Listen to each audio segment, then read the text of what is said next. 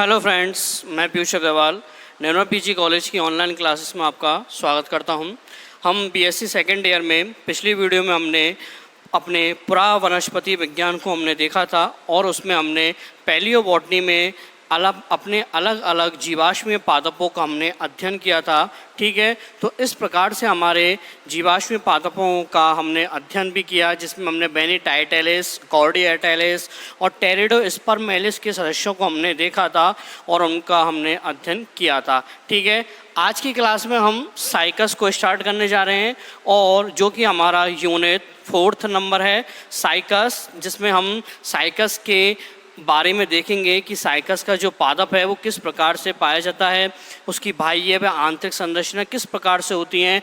मतलब कहने का ये है कि साइकस को हम पूरा डिटेल स्ट्रक्चर्स में देखेंगे कि किस प्रकार से ये अपने वातावरण में पाया जाता है। ठीक है, तो ये हमारी यूनिट 4th का पहला मेंबर है साइकस। तो हम साइकस को देखते हैं।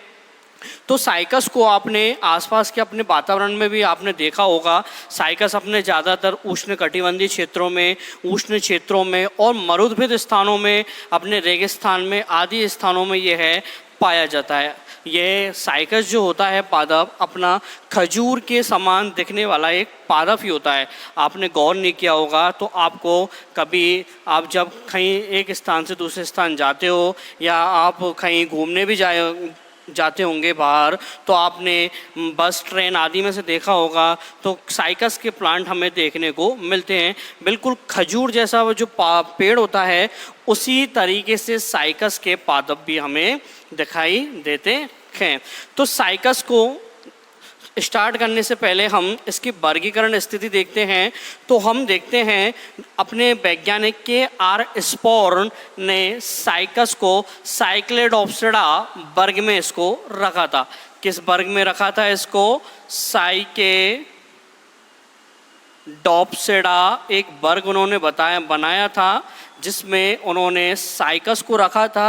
आपको वर्गीकरण याद हो कि आर स्पॉर्न का, तो उसमें हमने देखा कि जो वर्ग साइकेडोप्सिडा है उसको 4 गणों में विभाजित भी किया गया था।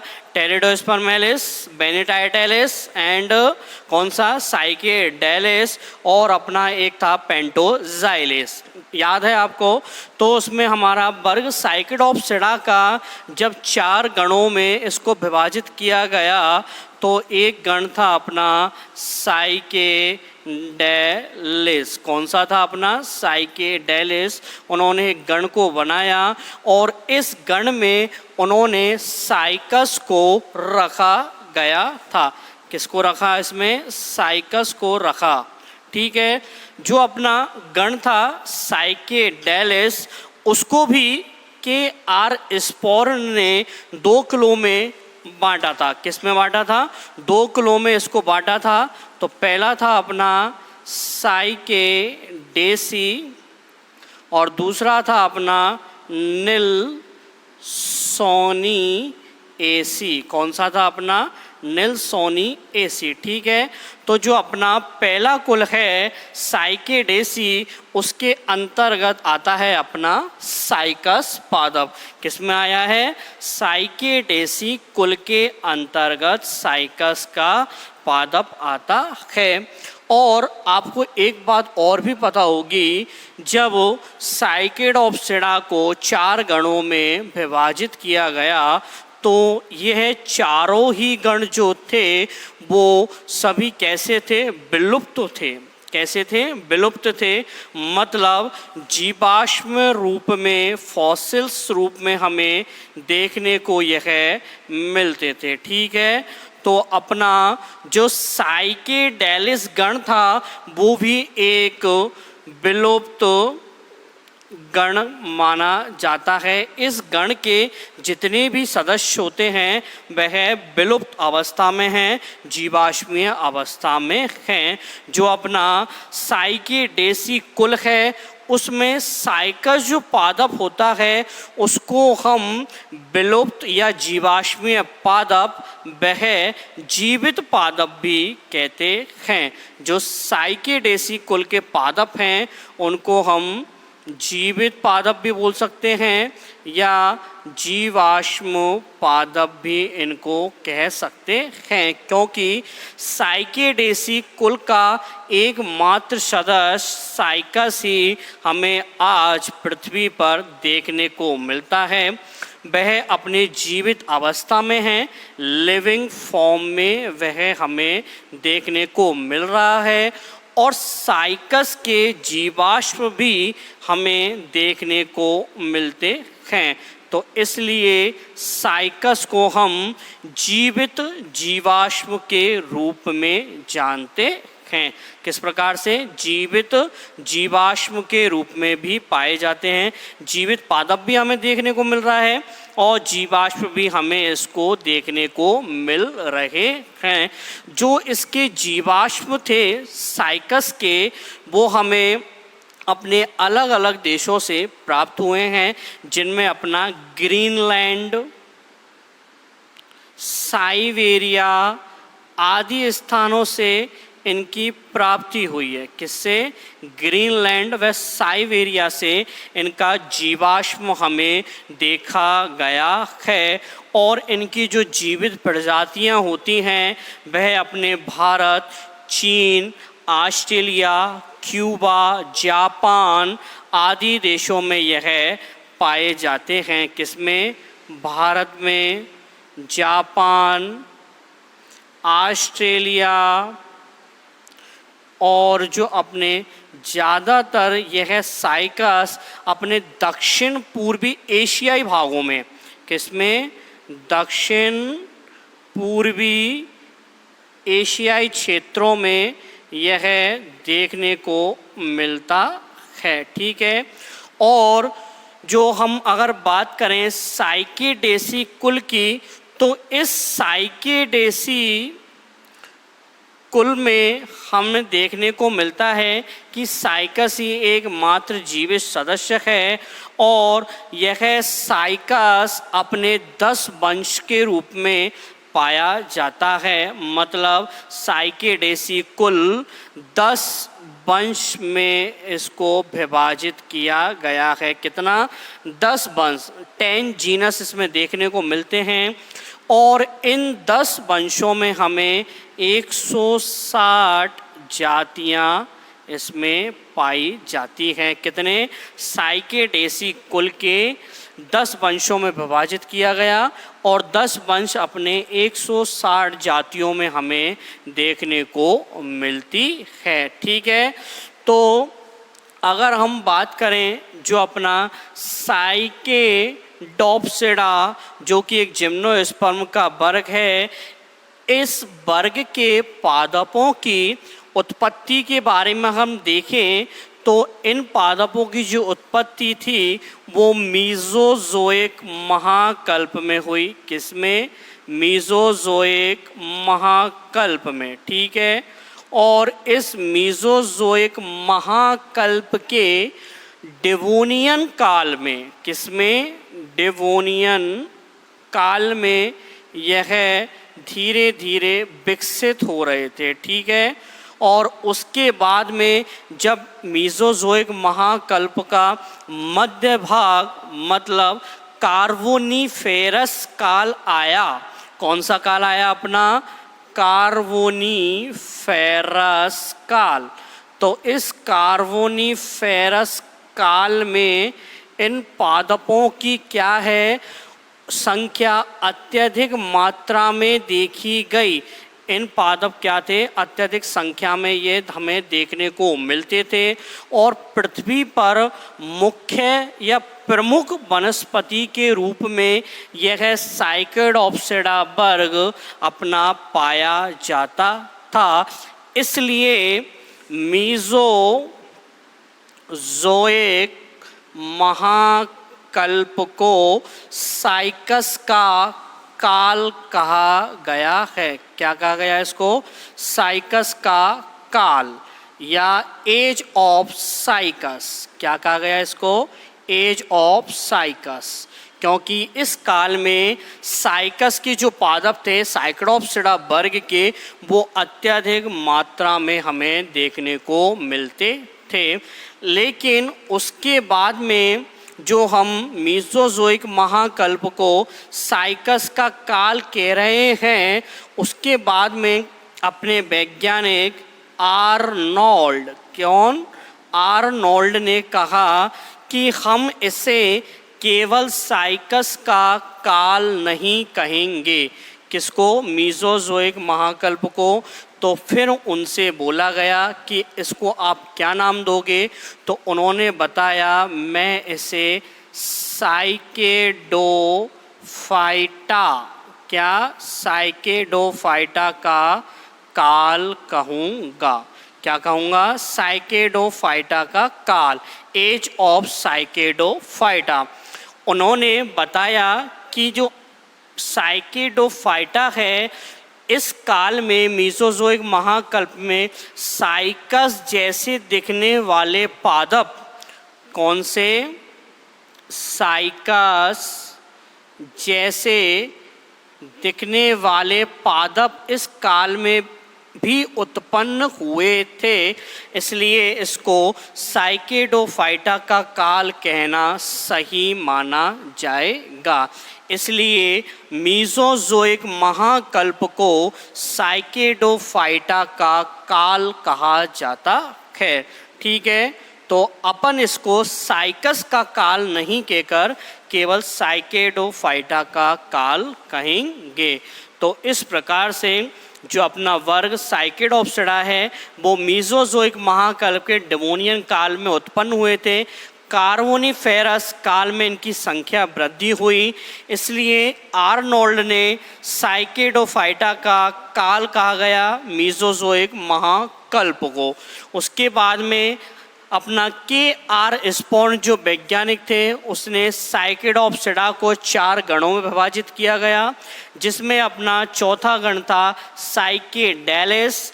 उसको उन्होंने 2 वर्गों में साइकेडेसी और निल्सोनिएसी में वर्गीकृत किया गया।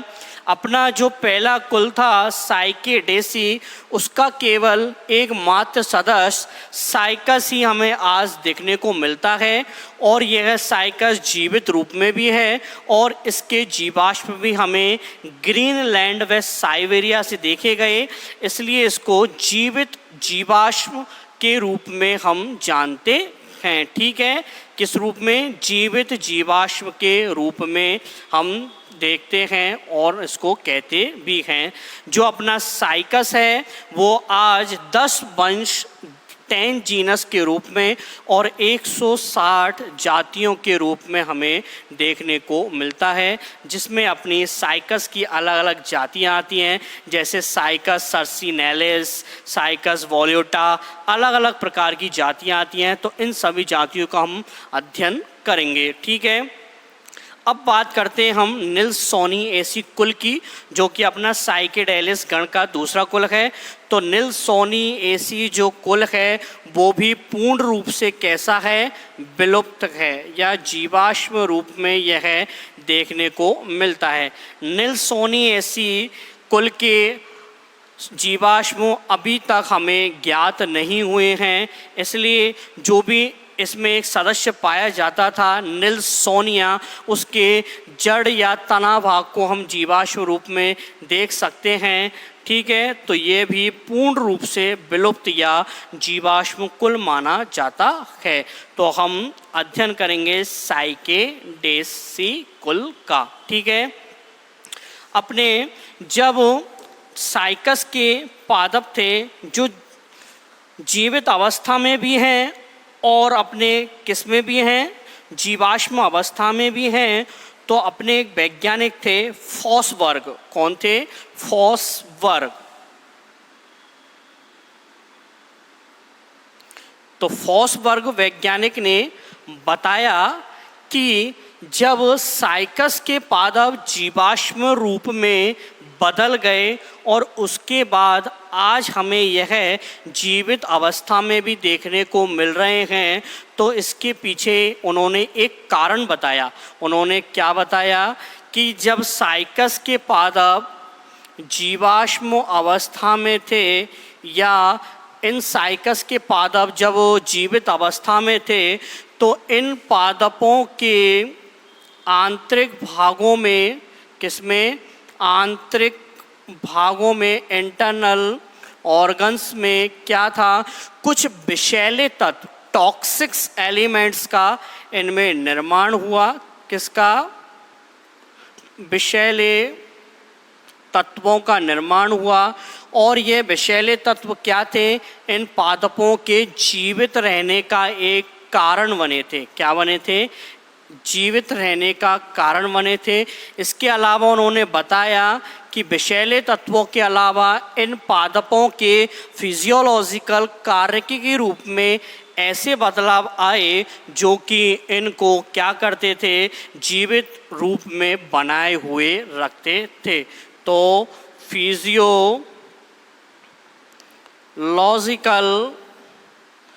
चेंजेस भी, कार्य की अपने परिवर्तन भी ऐसे थे जो इनमें क्या करते थे? अपने इनको बचाए हुए रखते थे, जीवित अवस्था में बनाए हुए रखते थे।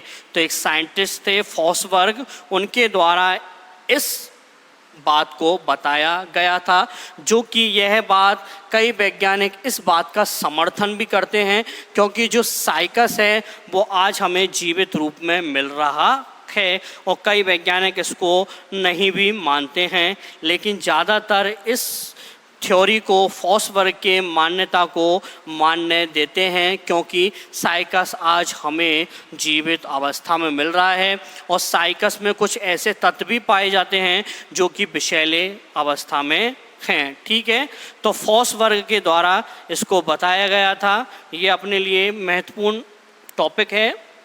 ठीक है, अब उसके बाद में हम देखते हैं जो अपना कुल है साइकेडेसी, और उसमें हम पढ़ रहे हैं क्या? साइकस। तो साइकेडेसी कुल को, साइकेडेसी कुल को क्या किया? एक उसमें पाया गया हमारा साइकस। क्या पाया गया? साइकस, जो कि जीवित व जीवाश्म रूप दोनों में ही पाया जाता है। उसके बाद में ये अभी जो हमने वर्गीकरण देखा वो K.R. स्पोर्न के द्वारा दिया गया, लेकिन उसके बाद में एक वैज्ञानिक और आए थे, वो थे अपने वीयरहोस्ट। कौन थे आप? कौन से वैज्ञानिक थे? वीयरहोस्ट। तो वीयरहोस्ट एक वैज्ञानिक थे। उन्होंने क्या किया? जो अपना वर्ग था साइकेडोप्सिडा, और उसमें गण पाया जाता है साइकेडेलिस। तो साइकेडेलिस गण को उन्होंने क्या किया? 3 कुलों में विभाजित किया गया। कितने कुलों में? 3 कुलों में विभाजित किया गया। पहला कुल बनाया उन्होंने साइकेडेसी। कौन सा बनाया उन्होंने? साइकेडेसी। दूसरा बनाया उन्होंने स्टेंजेरिएसी। कौन सा बनाया उन्होंने? स्टेंजेरिएसी। स्टेंजेरिएसी। ठीक है, और तीसरा कुल उन्होंने बनाया जेमिएसी। कौन सा बनाया? जेमिएसी। इस प्रकार से 3 कुलों में इसको विभाजित किया गया था। किसके द्वारा? वीयरहोस्ट के द्वारा। जो अपना साइकेडेसी कुल था उसमें केवल एकमात्र सदस्य हमें साइकस पाया जाता था। कौन सा? साइकस पाया जाता था। दूसरा जो कुल था उसमें भी केवल एक ही वंश पाया गया और वो है अपना स्टेरेंजिया। कौन सा था? स्टेरेंजिया। ठीक है, और जो अपना तीसरा कुल था, इस कुल में अपने 8 वंश पाए जाते थे। कितने? 8 वंश। अभी हमने पहले देखा था जो अपना साइकेडेसी कुल है उसमें क्या था? साइकस ही पाया जाता है। लेकिन वीयरहोस्ट ने बताया जो साइकेडेलिस गण हैं वो हमें आज 10 वंशों में और 100 120 जातियों में हमें देखने को मिल रहा है। कितना? 120 जातियों में। लेकिन इसके बाद में इस संख्या को उन्होंने बढ़ाया तो 160 किया। तो इस प्रकार से जो साइकेडेलिक गण हैं उसमें 120 से लेकर 160 या 160 ही इसको ज़्यादा कहेंगे हम, तो 160 जातियां इसमें पाई जाती हैं, जिनमें 10 वंशों में से केवल एक वंश तो अपना साइकेडेसी में, एक वंश ही अपना स्टेरेंजिएसी में, और बाकी के जो 8 वंश थे वो अपने जेमिएसी कुल में पाए जाते थे। जिनमें अपना कौन कौन सा वंश था? जिनमें पहला वंश आता है अपना जेमिया। कौन सा आता है? जेमिया। दूसरा आता है अपना मैक्रोजेमिया। कौन सा है? मैक्रोजेमिया। उसके बाद तीसरा वंश आता है अपना माइक्रोसाइकस। कौन सा आता है? अपना माइक्रोसाइकस। तीसरा आता है चौथा आता है अपना लेप्टोजेमिया। कौन सा आता है? अपना लेपिडोजेमिया। ठीक है। उसके बाद में अपना जो 5वां वंश आता है वो है डायून। कौन सा है? डायून। अब उसके बाद में जो 6ठा वंश आता है वो है अपना सेरेटोजेमिया। कौन सा है? सेरेटोजेमिया। ठीक है। उसके बाद में अपना 7वां वंश आता है एनसेफेटोलस। कौन सा है? एनसेटेफोलस। ठीक है। और उसके बाद में अपना लास्ट 8वां वंश आता है वोनेविया। कौन सा आता है? अपना वोनेविया। ठीक है। तो इस प्रकार से जेमिएसी कुल के पादप थे वो 8 वंशों में विभाजित थे। जेमिया, मैक्रोजेमिया, माइक्रोसाइकस, लेपिडोजेमिया, डायून, सेरेटोजेमिया, एनसेफेटोफलस एंड वोनेविया। ठीक है। अब हम इन कुलों के वंशों की स्थिति को देखें तो जो अपना साइकस है वो अपना भारत में, ऑस्ट्रेलिया में, दक्षिणी अमेरिका में भी बहुत कम पाया जाता है। उसके बाद हमें इसको देखते हैं अपन दक्षिण पूर्वी एशियाई हिस्सों में, जापान में यह पाया जाता है। ठीक है।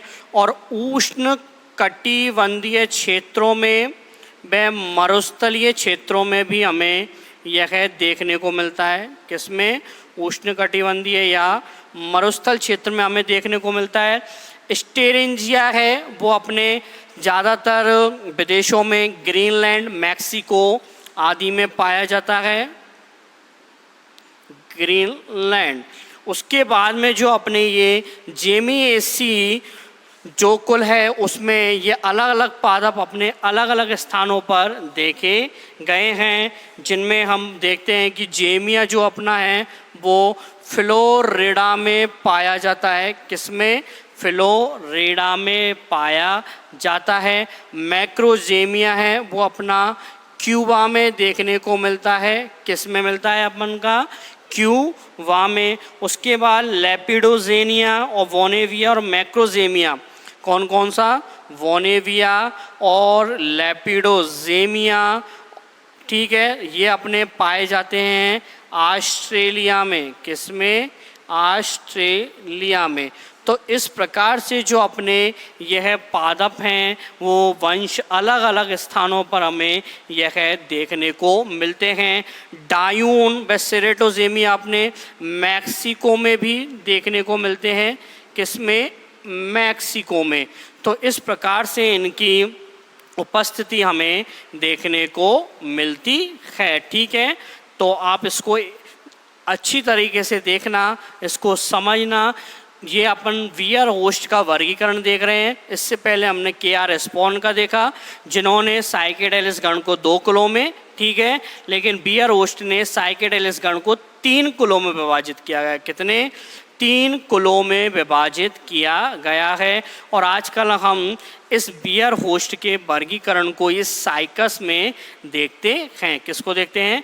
बियर होस्ट के वर्गीकरण को। अगर आप अपने परीक्षाओं में केआर स्पॉन के वर्गीकरण से भी साइकस की स्थिति को बताओगे तो वह भी अपना सही माना जाएगा, लेकिन बियर होस्ट को अधिक मान्यता दी गई है तो आप बियर होस्ट लिखें। अगर केआर स्पॉन लिखते हैं तो वो भी सही है, ठीक है।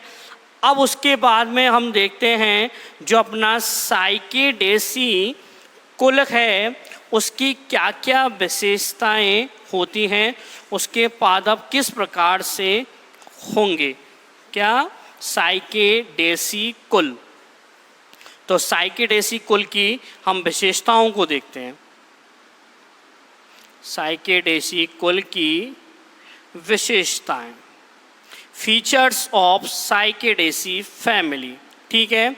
तो साइकेडेसी कुल में हम सबसे पहले बात करते हैं कि साइकेडेसी कुल के जो पादप थे वो सामान्यतः अपने क्या हैं, खजूर के वृक्ष जैसे पाए जाते थे। कैसे?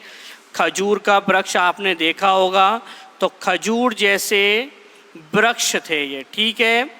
और साइकेडेसी कुल के पादपों में चूंकि जीवाश्म के रूप में हैं तो इन पादपों में जो लक्षण थे वो अपने टेरिडोफाइट्स प्लांट से और अपने जो जीवित पादपों में साइकस से और जीवाश्मीय पादपों में जिनमें कि अपना बेनीटाइटेलिस, टेरिडोस्पर्मेलिस और पेंटोजाइलिस से भी इसके गुण हमें देखने को मिलते थे। किस किस से? जीवाश्मीय पादपों से भी हमें यह गुण इनसे मिलते थे, ठीक है। उसके बाद में हम देखते हैं कि इन पादपों में जो जड़ें हैं वो मूसला मूल प्रकार की जड़ें होती हैं।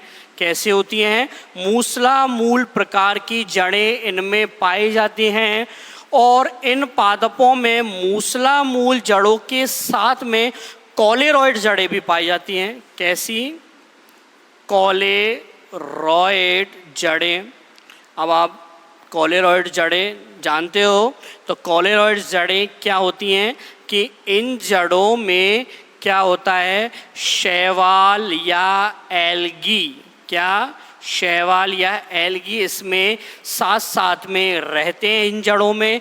तो इस प्रकार से क्या होता है, जब शैवाल इन कॉलेरॉइड जड़ों में रहते हैं तो इन शैवालों को अपना एक आवास मिल जाता है। और एल्गी इन पादपों में बदले में क्या करते हैं, वो वायुमंडल की नाइट्रोजन को नाइट्रेट बदलने का कार्य करते हैं। किसमें? नाइट्रोजन को नाइट्रेट में बदलेंगे, जिससे कि क्या होगा, इन पादपों को सीधे ही रूप में हमें नाइट्रेट मिल जाता है और ये पादप अपने स्वस्थ वृद्धि करते हैं। तो कॉलेरॉइड जड़ों में शैवाल और इन जड़ों का एक सहजीवन का भी हमें उदाहरण मिलता है। किसका? सहजीवन का हम उदाहरण भी इसमें देखते हैं। अब उसके बाद में हम बात करें कि इन जड़ों की जो उत्पत्ति होती है वो कैसी होती है, अंतर्जात होती है। एंडोजीनस प्रकार की इसमें उत्पत्ति पाई जाती है। एंडोजीनस टाइप ऑफ ओरिजिन, ठीक है, ऑफ रूट्स, ठीक है। तो इस प्रकार से एंडोजीनस टाइप का ओरिजिन में देखने को मिलता है। लेकिन जो कई कुल हैं जिसमें अपन वोनेविया, उसमें यह कैसी पाई जाती है, एक्सोजीनस। किसमें? वोनेविया में हमें इनकी उत्पत्ति एक्सोजीनस, बहिर्जात प्रकार की, ठीक है। उसके बाद में इन पादपों के तने की बात करें तो इन पादपों का जो तना है वो मोटा होता है, सिलेंड्रिकल या बेलनाकार शेप में। किसमें? बेलनाकार आकृति में लिए हुए होता है और धीरे धीरे वृद्धि करने वाला होता है, धीरे धीरे वृद्धि करने वाला होता है और अशाखित होता है। कैसा होता है? अशाखित होता है, ठीक है। लेकिन अगर हम इनके तनों को ज़ैमिया कुल में देखें तो इन कुल में क्या होगा? जो तना होता है वो अनियमित रूप से शाखित होता है। कैसा होता है? अनियमित रूप में शाखित होता है। वो कैसे भी वृद्धि कर लेगा और शाखित हो जाता है। बहुत छोटा ही तना होता है, ठीक है, तो कहीं से भी वो अपना शाखित हो जाता है। अपने मिट्टी में ही यह शाखित अवस्था में पाया जाता है। तनों में क्या होती है? परतें कम होती हैं, तो परतों की संख्या कम पाई जाती है, ठीक है। परतों की संख्या कैसी होगी? कम पाई जाती है। अब उसके बाद में हम देखते हैं कि इन पादपों में पर्ण कैसी होंगी, पत्तियों की व्यवस्था किस प्रकार से होगी, ठीक है। तो इन पादपों में जो पर्ण होती है वो सामान्यतः पिच्छाकार व द्विपिच्छाकार पर्णें पाई जाती हैं। तो पर्णें कैसी होंगी? पिच्छाकार या द्विपिच्छाकार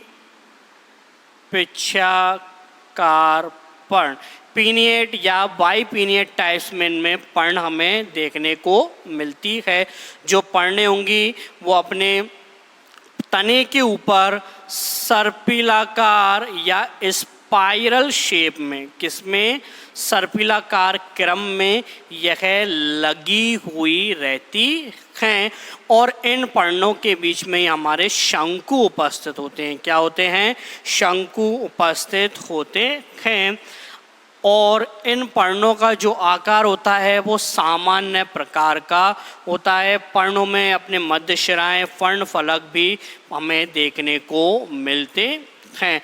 उसके बाद में हम देखते हैं कि ज़ैमिया कुल में पर्णों का जो आकार होता है वो 5 से 6 सेंटीमीटर के मध्य ही होता है। कितना होगा? 5 से 6 सेंटीमीटर में ही होता है। पर्ण इन पादपों पर क्या होंगे? 10 से 12 वर्ष तक लगे हुए रहते हैं। उसके बाद में पर्णें झड़ जाती हैं। कितने? 10 से 12 वर्ष तक इन पादपों में पर्णें लगी हुई रहती हैं, ठीक है। उसके बाद में हम देखते हैं जो इन पादपों में जनन अंग होते हैं वह शंकु रूप में होते हैं। किस में होते हैं? शंकु रूप में पाए जाते हैं। जनन अंग किस में होंगे? शंकु रूप में होते हैं। और इन पादपों में क्या होता है? सभी पादप एक लिंगाश्री पादप होते हैं। कैसे होंगे? एक लिंगाश्री पादप होते हैं। मतलब पादपों पर केवल एक ही लिंग हमें देखने को मिलता है, या तो वह पादप नर होगा या वह अपना मादा होता है। तो अपने सभी वंशों में एक लिंगाश्री अवस्था हमें देखने को मिलती है। उसके बाद में हम बात करें कि इन पादपों में जो मादा शंकु होता है वह गुरु बीजाणु पर्ण के द्वारा ढका हुआ रहता है। क्या? मादा शंकु गुरु बीजाणु पर्ण के द्वारा ढका हुआ, ठीक है, या गुरु बीजाणु पर्ण पर इसकी उपस्थिति हमें देखने को मिलती है। केवल साइकस पादप को छोड़कर सभी पादपों में मादा शंकु पाया जाता है। केवल साइकस को छोड़कर सभी में मादा शंकु अपना कैसा होता है? उपस्थित होता है। साइकस में यह है गुरु बीजाणु पर्ण के द्वारा हमें दिखाई देता है, ठीक है। और इन मादा शंकुओं में बीजांड की उपस्थिति पाई जाती है। कैसी होती है? बीजांड उपस्थित होता है। यह बीजांड कैसा होगा? सरल होगा और एक अध्यावरण वाला पाया जाएगा। कैसा होगा? एक अध्यावरण वाला बीजांड होगा और इन पत्तियों में ऊर्ध्व क्रम में सीधे रूप में यह लगा हुआ रहता है। किस रूप में लगा हुआ होगा? ऊर्ध्व रूप में लगा हुआ रहता है। अगर हम देखें जो इनका बीजांड होता है वो अलग अलग लंबाइयों में हमारा व्यवस्थित होता है। किस में होता है? अलग अलग लंबाइयों में व्यवस्थित होता है। मैक्रोजेमिया डोनिसाई, किसमें? मैक्रोजेमिया डोनिसाई तो एक पादप है, ठीक है। तो इन पादपों में बीजांड जो है वो 70 सेंटीमीटर लंबे होते हैं। कितने होते हैं अपने? 70 सेंटीमीटर लंबे होते हैं। इसके विपरीत अपना जेमिया पीमिया, किसमें? जेमिया पीमिया में अगर हम इनको देखें तो यह जो पादप होते हैं उनमें बीजांड की लंबाई अपना कैसी होगी? बहुत छोटी होती है, 2 से 3 सेंटीमीटर में ही पाई जाती है। कितनी होती है?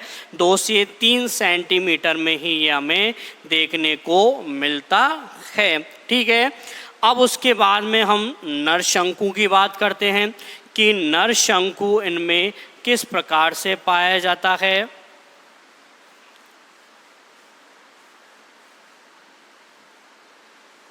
तो नरशंकु की अगर हम बात करें, नरशंकु, तो नरशंकु भी कैसा होता है? अपना पर्णों के बीच में ढका हुआ रहता है और लघु बीजाणु पर्ण, कौन सी पर्ण?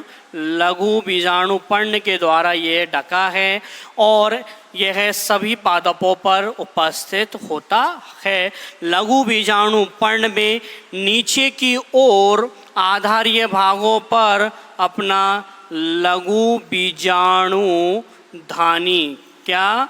लघु बीजाणु धानियाँ उपस्थित होती हैं और इन लघु बीजाणु धानियों में अर्धसूत्री विभाजन के द्वारा नर युग्मक का निर्माण होता है। किसका निर्माण होगा? अपना नर युग्मक का निर्माण होगा।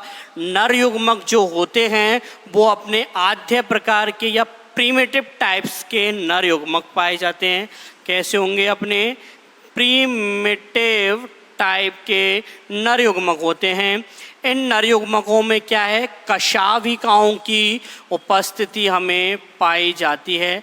कशाभिका या फ्लैजिला हमें देखने को मिलती है और नर युग्मकों का जो आकार होता है वो अपना 200 से लेकर 300 माइक्रोन का होता है। कितना होता है? अपना 200 माइक्रोन से लेकर 300 माइक्रोन तक इनका आकार होता है। कशाभिकाओं की इनमें उपस्थिति हमें देखने को मिलती है, ठीक है।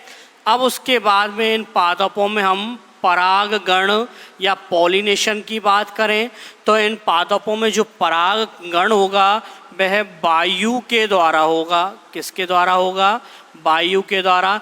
एनोमोफिली टाइप का पॉलिनेशन वायु परागण पाया जाता है, ठीक है। उसके बाद में जब ये वायु के द्वारा परागगण होगा और परागकण मतलब नर युग्मक अपने मादा युग्मक के बीजांड तक जाएंगे तो यह पराग नली का विकास करेंगे और पराग नली का विकास करेंगे तो मतलब नाल युग्मनी इनमें निषेचन पाया जाता है। तो निषेचन का अगर प्रकार हम देखें तो कैसा पाया जाएगा? वो नाल युग्मनी प्रकार का, ठीक है। उनमें क्या होगा? पराग नलिका विकसित होगी। क्या होगी? पराग नलिका विकसित हो जाती है, ठीक है। अब जब इन पादपों में निषेचन हो जाता है तो यह पादपों में निषेचन के बाद में अपना किसका निर्माण होगा? युग्मक या युग्म का निर्माण होगा। अपना जाइगोट बनेगा और जाइगोट से अपना क्या होगा, बीज फॉर्मेशन होगा। किसका होगा, बीज या सीड का फॉर्मेशन हो जाता है। इनका जो बीज होता है वो बाहर से कैसा होता है, मांसल प्रकृति का होता है। कैसा होगा, मांसल प्रकृति का होगा। और यह बीज अपने अंदर की ओर टेस्टा व एंटाइन के द्वारा ढका हुआ रहता है। किसके द्वारा, टेस्टाइन और एंटाइन के द्वारा यह बीज ढका हुआ रहता है। टेस्टा व एंटाइन दोनों ही अपने मांसल प्रकृति के होते हैं। कैसे होंगे, अपने मांसल प्रकृति के यह कहलाते हैं। उसके बाद में हम देखें इन पादपों में जो भ्रूण पोष होता है, जिसे हम बोलते हैं एंडोस्पर्म। क्या बोलते हैं, एंडोस्पर्म। वो कैसा होगा, अगुणित होगा, हैप्लॉइड होगा। कैसा होगा, हैप्लॉइड होगा, एन होगा। और इनमें भ्रूण पोष अपना फ्री न्यूक्लियर डिवीज़न, मुक्त केंद्रक विभाजन इनमें हमें देखने को मिलता है। क्या मिलेगा, फ्री न्यूक्लियर डिवीज़न, मुक्त केंद्रक विभाजन। ठीक है, तो मुक्त केंद्रक विभाजन हमें इनमें देखने को मिलता है। तो इस प्रकार से जो अपने साइकेडेसी कुल के पादप हैं उनमें यह सभी विशेषताएं पाई जाती हैं। तो हमने ये सभी विशेषताएं इनके मॉर्फोलॉजिकल बाह्य रूप में हमने देख ली थी। इनके अगर आंतरिक संरचनाओं में हम देखें तो इनका जो तना होता है उसमें अपना एंडार्च कंडीशन पाई जाती है, जाइलम विकसित होता है। कैसा होगा, अगर हम थोड़ा बहुत इनके एनाटॉमी को देखें तो एनाटॉमी में देखते हैं जो इनका तना है एंडार्च कंडीशन में होगा, प्रोटोजाइलम केंद्र की ओर होगा। ठीक है, अपना जो वेस्कुलर बंडल होगा उसमें कंडीशन कैसी होगी, कॉन्जॉइट या संयोग कोलैटरल होगी, समपार्श्वीय होगी। और उसके साथ साथ अपने वेस्कुलर बंडल ओपन टाइप के पाए जाएंगे। कैसे होंगे, ओपन टाइप के, कैम्बियम उनमें प्रेजेंट होती है। उसके बाद में देखें इनमें लीफ ट्रेस, क्या होगा, लीफ ट्रेस की भी उपस्थिति हमें देखने को मिलती है। और लीफ ट्रेस का जो आकार होता है वो अपना होगा मेखलाकार। कैसा होगा, मेखलाकार। जैसे मेखलाएं होती हैं अपने हड्डियों में, उस प्रकार से मेखलाकार होता है। उसके बाद में इनके तनों में जो कॉर्टेक्स होगा वह चौड़ा होता है। कैसा होगा, चौड़ा पाया जाता, बड़ा होता है। ठीक है, पेरिसाइकिल और एंडोडर्मिस, क्या पेरिसाइकिल या एंडोडर्मिस होगी, वह कैसी होगी, विकसित नहीं पाई जाती है, विकसित नहीं होती है, उनमें यह अवस्था हमें देखने को नहीं मिलती है। ठीक है, उसके बाद में हम देखें तो इनकी पर्ण संरचना में जो रंध्र होते हैं स्टोमेटा, वो अपने अंदर की ओर धसे हुए होते हैं। किसमें होंगे, अंदर की ओर गर्त में धसे हुए होंगे, गर्तों में धसे हुए रहते हैं। और रंध्र अपने हैप्लोचिलिक प्रकार के, किसके, हैप्लोचिलिक प्रकार के रंध्र इसमें पाए जाते हैं। तो इस प्रकार से इनकी एनाटॉमिकल स्ट्रक्चर्स में हमें यह संरचनाएं देखने को मिलती हैं। तो आज की क्लास में हमने साइकेडेसी कुल को देखा। बियर होस्ट ने अपना जो गण था साइकेडेलिस उसको 3 कुलों में, साइकेडेसी, स्पेरेंजियोसी और जेमिएसी में बांटा था। तो हमने साइकेडेसी कुल की विशेषताओं को आज देखा।